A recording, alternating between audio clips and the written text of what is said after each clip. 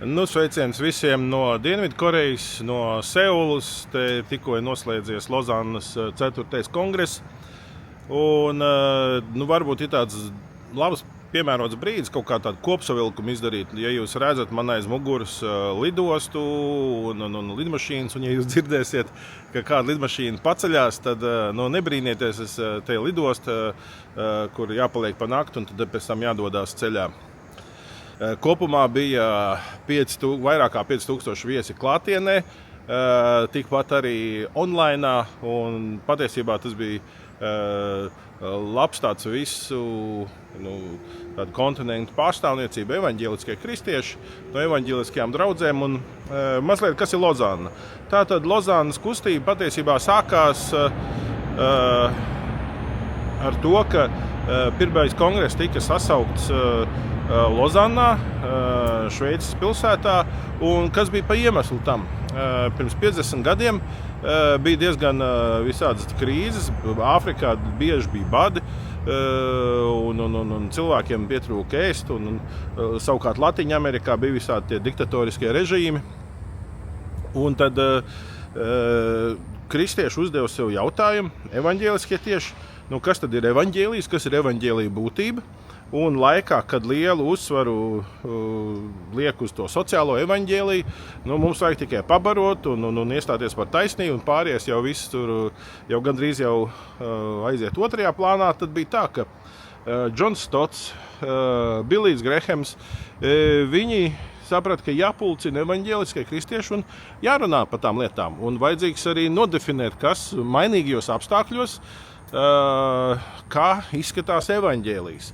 Jo evaņģēlijā jau ir tā nemainīgā daļa, tas kodols, taču atkal tā situācija, kurā mums to evaņģēliju jāierunā, to jāierunā tādā valodā, ka to var saprast un uztvert.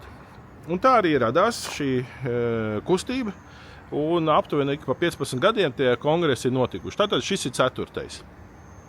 Un 50 gadu laikā var arī kaut kādu arī atskatīties uz kustību, uz to, kas bija tie devumi. Tātad daži spilgtākie momenti, daži spilgtākie motīvi. Protams, galvenais klātbūtne. 5000 aktīvi līderi no visas pasaules, tieši no evaņģēlisko kristiešu draudzēm. Tā ir laba iespēja satikties, piedzīvot, un, protams, ka mēs lasām statistiku, mēs zinām, kristīgā baznīca, globāla baznīca, globāla draudze, bet to piedzīvot tieši klātbūtnē ir diezgan īpaši, un arī, ka vienā dienā, otrdienā bija akcentēts, nāciet tad visi, kam vien iespējams, ar saviem nacionāliem tērpiem, un kas kaut kā akcentē jūsu identitāti. Un, protams, afrikāņi tur izcēlās, un korejieši arī, tur eiropiešiem īsti nebija ko rādīt. Tā man pašam tautu tērps nav. Būtu man latviešu tautu tērps, tad jau es būtu uzvilcis ar, var jau būt, ka tā. Bet tātad izjust to globālo baznīcu, globālo draudzi, to kopību, un caur to vairāk spilgtie, piemēram, man ļoti patika, ko Kristīna Ēts teica, viņa savā doktorantūras studijās pēta sievietes misionāris. Manuprāt, ļoti laba un izcila tēma, tiešām cepur nost.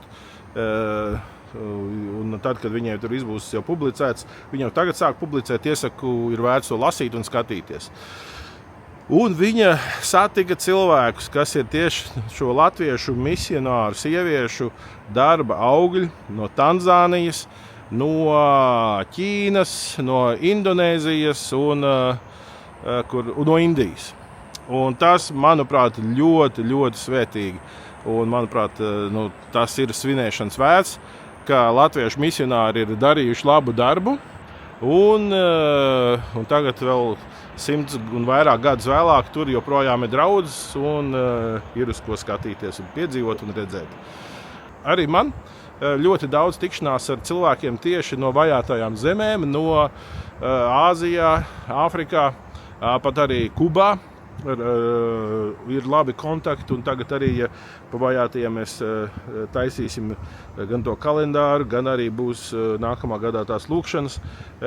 Būs, kur piezvanīt, kur sarunāt, un tieši, ka viņi arī varēs precīzāk pateikt to situāciju, kā tais valstīs, ļoti, ļoti pozitīvi.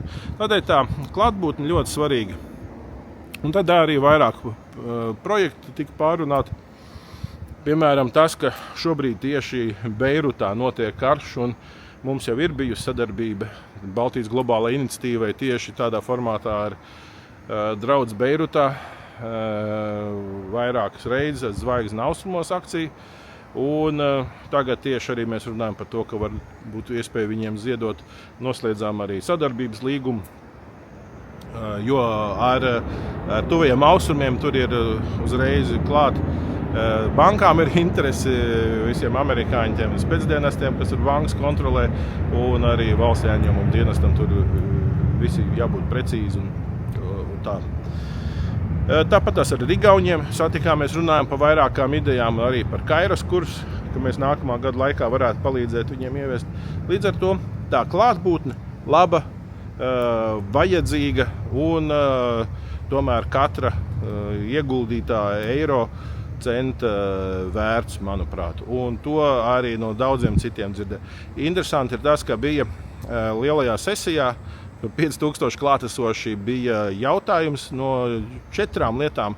Tur bija dots 4, kur bija vissvarīgākā. Tad numur 1 visi teica klātbūtni, ka varēja satikt daudz citus līderus un tieši tā personīgs kontakts veidot.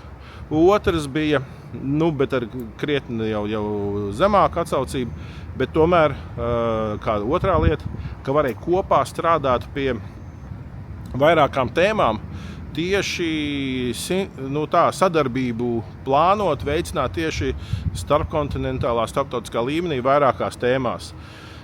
Vai tas ir tīri, kā finansēt un fundraising veikt, vai tas ir, teiksim, arī jauniešus kā labāk aizsniegt, vai arī kā labāk aizsniegt islāma pasauli. Tur tās tēmas bija kaut kādas, man liekas, 11 vai 20.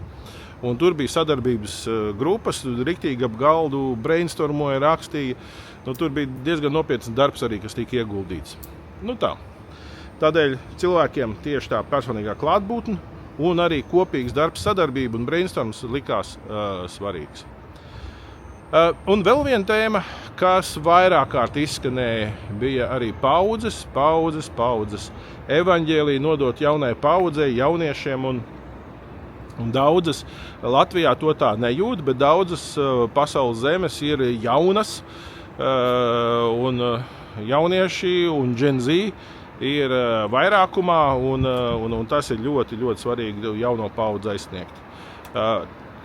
Latvijā arī, bet pasaules mērogā, un arī pēc 2 gadu būs jauno līderu Lozānas kongress Brazīlijā, San Paulu. Līdz ar to, ja kādam arī ir interesi, tad tam var gatavoties. Bet tur ir runa par līderiem, ne tikai jauniešiem, kas piedalās jauniešu darbā un kalpošanā. Bet līderi sausieties, piesakiet sevi, ja jums ir interesi, un dodiet ziņu. Bet vēl ir daži akcenti, tīri tādu uz praktisko darbību vērsti, sadarbību. Ja pirms 50 gadiem Ralfs Vinters Lozānā nāca klajā ar to vismazāk aizsniegto tautu jēdzienu un identificēja, ka ir aptuveni 18,000 dažādas tautas, etnosi, kas vēl nav aizsniegti evaņģēlijam. Un te neiet runa par politiskajām nācijām. Teiksim, Nepāla ir politiskā valsts, karoks, tur karalis un premjeras, viss tur ir, himna, bet tur ir 11 valodas, kultūras, Indijā viena demokrātija, tur ir viens premjers, viena konstitūcija, taču tur ir viņiem simtiem tautu. Un līdz ar to viņš nāca klājā to jēdzienu. Un kopš tā laika puse no šīm neaizsniegtajām tautām ir aizsniegtas. Līdz ar to tam ir bijusi nozīme, ka tiek fokusēta uzmanība uz to. Tad, piemēram, mani ļoti uzrunāja Āfrikas pārstāvi, teiktais par to, kā kopš Keiptaunas 2010. Gadā, kopš tā kongresa, liels akcents ir uzlikts uz to, lai svētie raksti būtu tulkot, jaunā derība, vecā derība, Bībele kopumā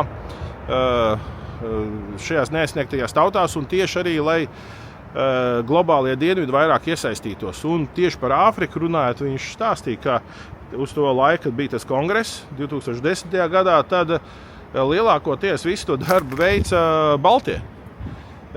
Bet tagad Āfrikā viņiem puse no visiem tulkiem, darbiniekiem, kas veica Bībeles tulkojumus, ir vietējie afrikāņi.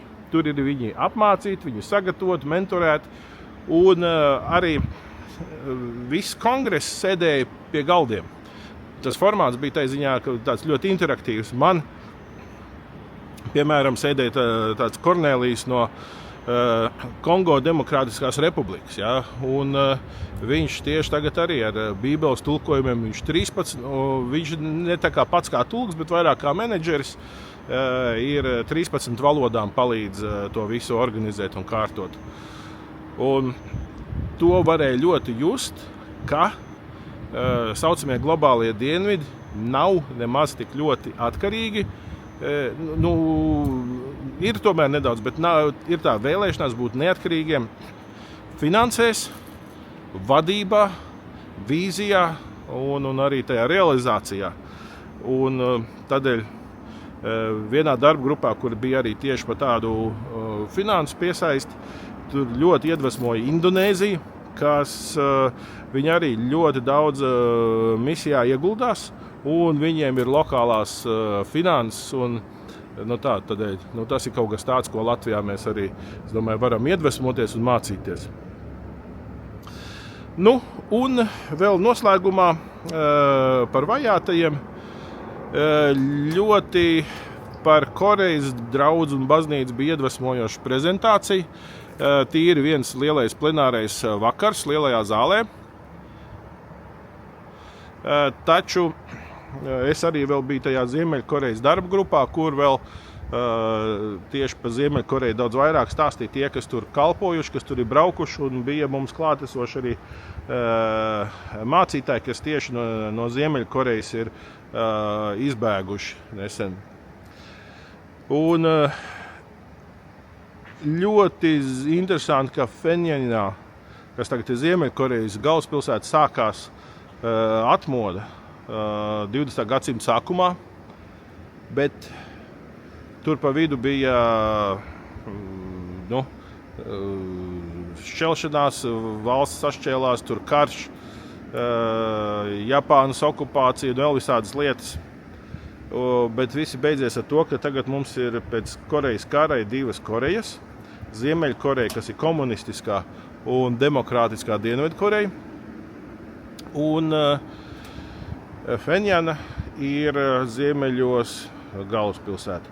Tur, kur bija tas dievnams, tur ir tagad liels laukums, kurā stāv Kimu dinastijas divi milzīgi tādi tēli, kā tādi elku tēli, milzīgi grandiozi tie diktatoru pieminekļi. Tajā vietā, kur bija dievnams. Un kad es to ieraudzīju, es uzreiz sapratu, ka manām lūkšanām par Ziemeļkoreju uzreiz ir skaidrs fokus. Šiem elku tēliem ir jāpazūd, lai Dievs dod, ka tie tiek satriekti. Varbūt tas nenotiks pēc 5 gadiem, varbūt tas nenotiks pēc 10 gadiem, varbūt pēc 15, bet manām lūkšanām ir skaidrs fokus. Tiem elkiem jābūt satriektiem un Dieva draudze. Es esmu pārliecināts, reiz tur stāvēs atkal dievnams. Un korejiešu stāsts ļoti iedvesmojuši, kā viena no pasaules visnabadzīgākajām. Pati vien pašā apakšā. Viņa bija viena no nabadzīgākajām zemēm. Šādi ir izcēlušies. Viņi ir attīstīta, izglītota sabiedrība, un kristiešu īpatsvars, ja nemaldos, bija kaut kā 25%. Tas ir kaut kas fenomenāls, kas ir noticis ar korejiešu sabiedrību. Un tā, ka bija Japāņu okupācija, un uz to brīdi esot bijuši, ja nemaldos, 2% tikai kristieši. Nē, pat viens vai tik nebija. Un tad, kad arestēja disidents un brīvības cīnītājs, vadības līmenī aptuveni pusi no tiem bija kristieši.